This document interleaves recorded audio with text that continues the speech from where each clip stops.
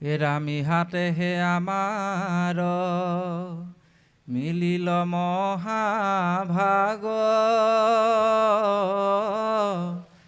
তুমি হেন মহন্তক পাইলো ভাই গেলাগ। এতিয়া সেই ঋষিসকলেও এটা কথা স্বীকাৰ কৰিছে দেই, যে তোমাৰ নিচিনা এজন ভগৱন্তৰ ভকত কত পুণ্যৰ ফলে দৰ্শন পাইছোঁ, ভগৱন্তৰ পৰম কৃপাৰ ফলত আমি তুমৰাহাবৰ দৰে এজন সন্তক লগ পাইছোঁ, আৰু আমিও কত পুণ্যৰ ফলত যে আপোনাহাবৰ আজি চৰণ সেৱা কৰিবলৈ আমি সুবিধা পাইছোঁ, সেয়া ভগৱন্তইহে জানে। হৰি হে অ কিনো ভাগ্য মিলালাই আমাৰ, কত পুণ্যৰ ফলে বৈষ্ণৱ দেখা পাইলো, হৰি হেৰা। কত পুণ্যৰ ফলত যে আপোনাক দৰ্শন পাইছোঁ, ভকতক দৰ্শন পাইছোঁ। কৰি উদ্ধাৰ কৰি উদ্ধাৰ, কলিযুগত আপোনাক মোক ভকতেহে উদ্ধাৰ কৰিব পাৰিব দেই। কোনোবাই আপোনাক মোক সংসাৰৰ সাগৰৰ পৰা অইনে তৰাব নোৱাৰে। সেইকাৰণে কৈছে, কৃষ্ণক পাইবাক লাগি ভকতেহে পন্থা, ইহাক কহৈ গীতা ভাগৱত গ্ৰন্থা। আমি ভগৱন্তৰ চৰণ ধূলি পাবলৈ হ'লে প্ৰথমতে এই ভকতৰ ওচৰতে টিকটটো কাটিব লাগিব। সেইকাৰণে ইয়াত কৈছে যে তোমাৰ নিচিনা এজন পৰম বৈষ্ণৱ পৰম সন্তক আমি কিমান যে পুণ্যৰ ফলত পাইছোঁ, ভগৱন্তৰ কৃপাৰ ফলত পাইছোঁ, তাৰ কাৰণে আমি ধন্য হৈছোঁ, এই বুলি কৈছে। তাৰপিছত ক'লে তেওঁ, অ ৰাম যত স্বৰ্গ সুখ যিটো মুখ সুখ মূল, ভকতৰ সংগৰ অল্প কোনো হিতুল। কমটি ডাঙৰ কথা কৈছে এষাৰ, হয়নে বাৰু? ইয়াতে কৈছে যে যিমানবিলাক স্বৰ্গ সুখ আছে আৰু মুখ্য সুখৰ পৰাও যিখিনি সুখ অনুভূতি পোৱা যায়, সেইখিনি কিন্তু ভকতৰ সংগত থাকি পেলাই যিটো সুখ অনুভৱ পৰমানন্দ পোৱা যায়, তাৰ লগত তুলনা নহয়। এই কথাষাৰ কিয় ক'লে বাৰু, হয়নে? বহুত গভীৰ দৰ্শন আছে যে ভকতৰ সংগটো ইমান অল্পমতি নহয় বুলি কৈছে। সেই ব্ৰহ্ম ঋষিবিলাকেই স্বীকাৰ কৰি গৈছে।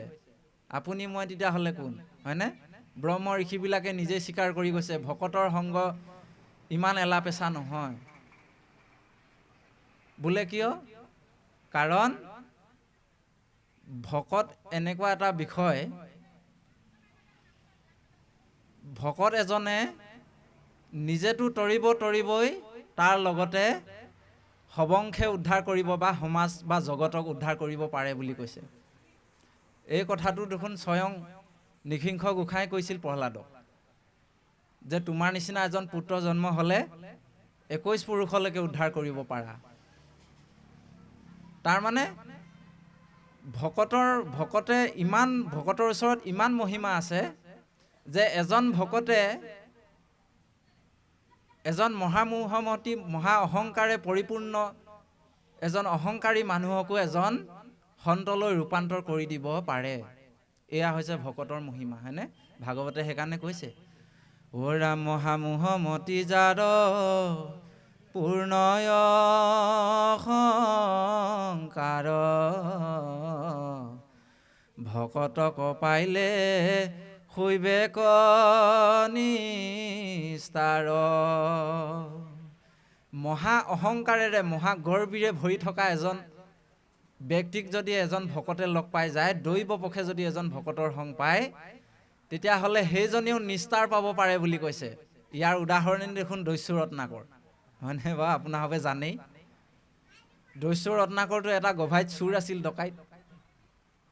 কিন্তু তেওঁ নাৰদৰ নিচিনা এজন পৰম সন্ত ভকতৰ সংগ পাই পেলাই বাল্মীকিৰ মানে ৰামায়ণ লিখিব পৰা এজন বাল্মীকি মুনিলৈ ৰূপান্তৰ হ'ল। কি দৰ্শন দিছে তাৰ মানে? অৰ্থাৎ আমাক কৈছে যে সৎসংগ লোৱা, ভকত সংগ লোৱা। আমাক কৈছে দেই, আমাক কৈছে কুসংগ ত্যাগ কৰি সৎসংগ লোৱা আৰু ভকত সংগ লোৱা। তেতিয়াহ'লে কি হ'ব? তোমালোক তৰণৰ পথটো দেখিবলৈ পাবা। আমাৰ জীৱনত সৎসংগৰ খুব প্ৰয়োজন আছে। আমি বহু অনুষ্ঠানত এই কাহিনীটো কওঁ, আপোনালোকৰ আগতো আমি এই কাহিনীটো অকণমান প্ৰকাশ কৰিব বিচৰা হৈছে যে সৎসংগ আৰু কুসংগৰ ফলত আমাৰ সতি সন্তানসকল কেনেকুৱা হয় আৰু সৎসংগৰ ফলত আমাৰ জীৱনটো কেনেকুৱা হয়, এই কথাখিনি সোমাই আছে। যদিও এটা কাহিনী, কিন্তু গভীৰ আধ্যাত্মিক দৰ্শন আছে। আপোনাভাৱে একান্ত মনে শ্ৰৱণ কৰিব বুলি আমি আশা কৰিছোঁ। দুটি ভাটৌ চৰাই আছিলে। দুইটি ভাটৌ চৰাই একে মাকৰে সন্তান। দুয়োটাৰে ৰূপ ৰঙো একেই, দেখিবলৈ হুবহু মিল আছে। তেওঁলোকে অৰণ্যত চৰি থাকোঁতে এদিন মানে কি হ'ল, চিকাৰী এজনে দুইটা ভাটৌ চৰাইকে মনে মনে ধৰিলে। ধৰি আনি পিঞ্জৰাত বন্ধ কৰি বজাৰলৈ লৈ গ'ল বেচিবৰ কাৰণে। বজাৰত গৈ দুটি চৰাই, তাৰে এটি মানে কি হ'ল, এজন কচায়ে কিনিলে, ছাগলী কটা কচাই। কচায়ে কিনি লৈ গ'ল ঘৰত ৰাখিলেগৈ। আৰু কচাই ঘৰৰ পৰিৱেশটোনো কেনেকুৱা আৰু, হয়নে?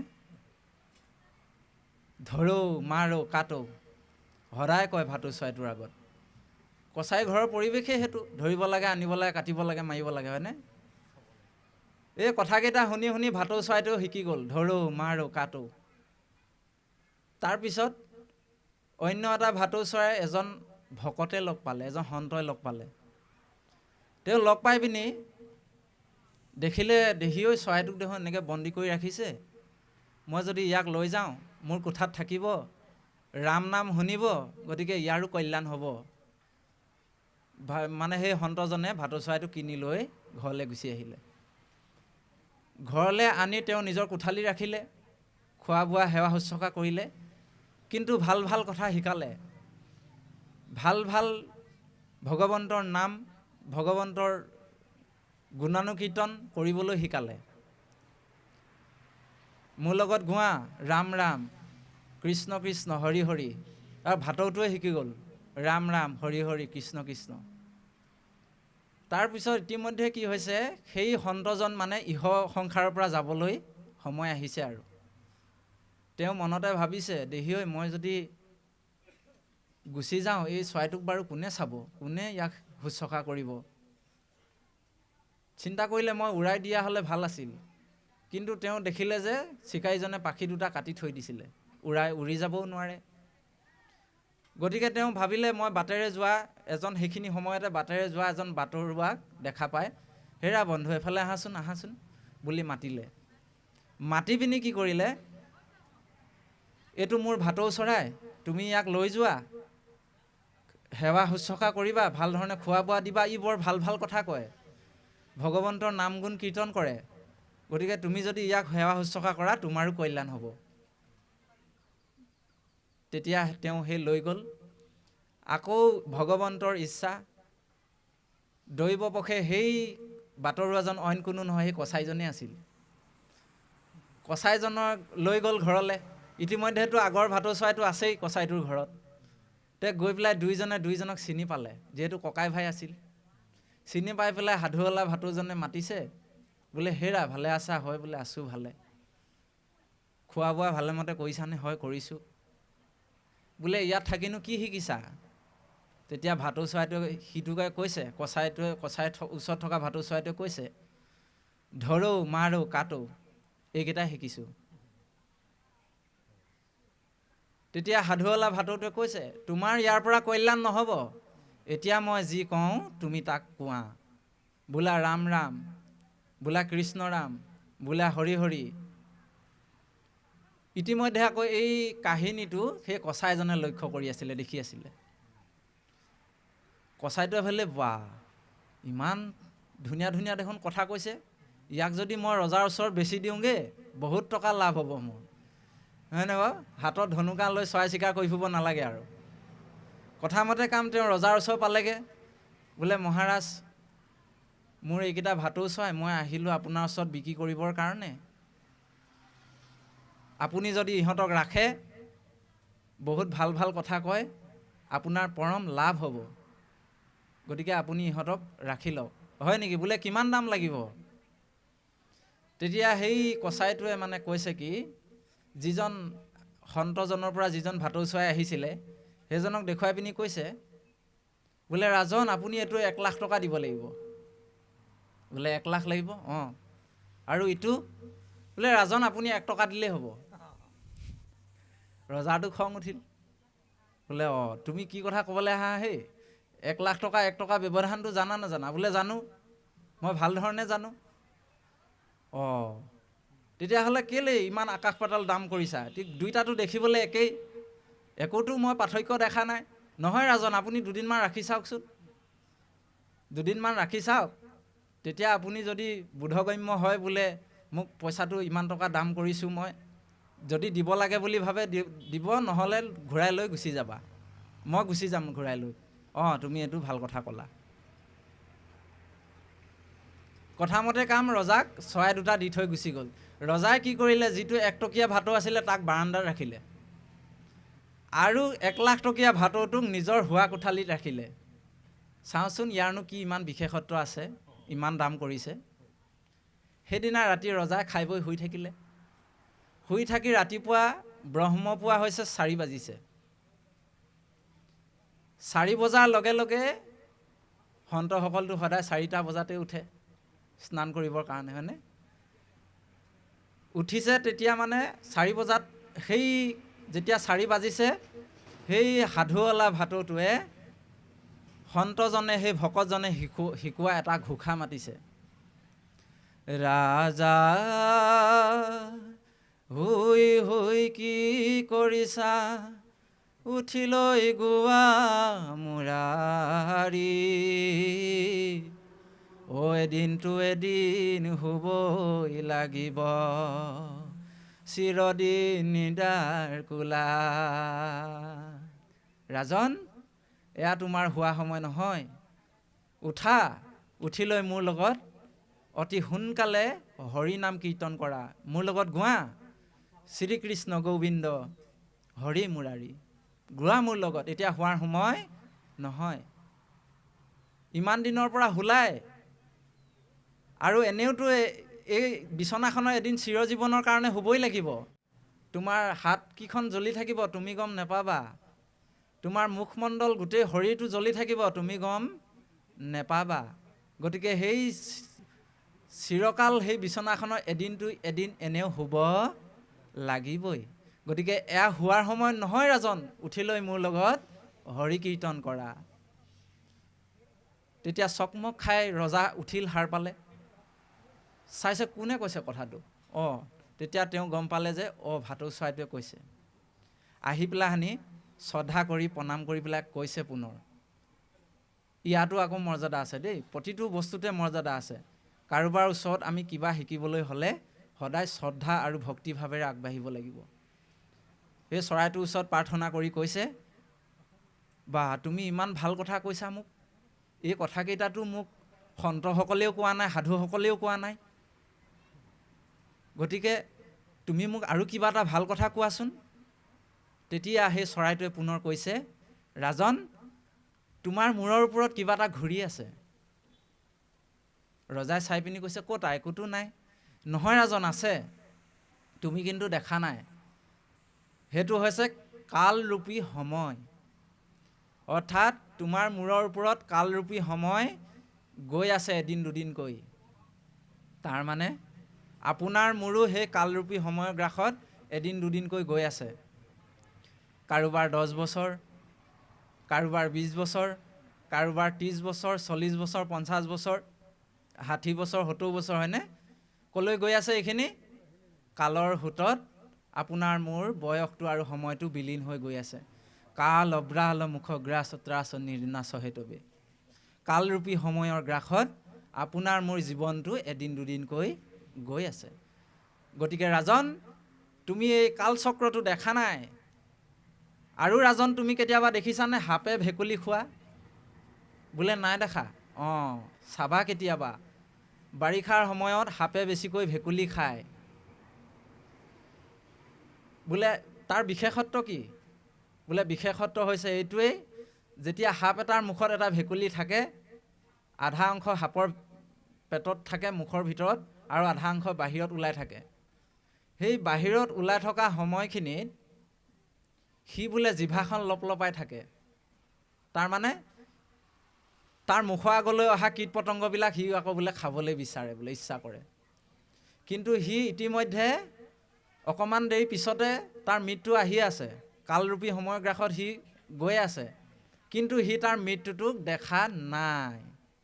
গতিকে ৰাজন, আমিও সেই সাপৰ মুখৰ ভেকুলীহে।